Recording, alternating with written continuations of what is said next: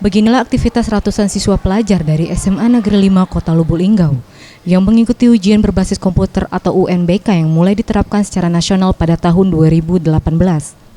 Pelaksanaan ujian nasional berbasis komputer ini merupakan program pemerintah pusat, meskipun dalam pelaksanaannya pihak sekolah tidak dipaksa untuk menerapkan program ini.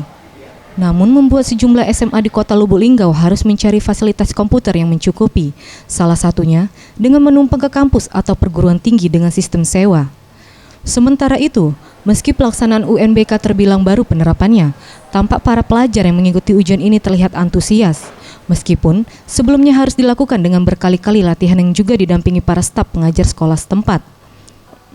Kepala Sekolah MAI Hadul Ulum Lubuk Linggau Murtoko mengatakan, pelaksanaan UNBK tahun ini para siswanya terpaksa harus menumpang ke kampus karena keterbatasan fasilitas laboratorium komputer, sehingga pihak sekolah harus mengeluarkan biaya tambahan. Karena pertama ya, pesantren kami fasilitasnya baru 18, sementara siswanya ada 36, kami gabung di sini. Kalau pinjam tempat, server kami, pinjam tempat satu. Ujian UNBK tingkat SMA yang digelar secara nasional ini akan berlangsung selama 4 hari, dimulai dari tanggal 9 April hingga 12 April 2018. Tim Liputan Sriwijaya TV.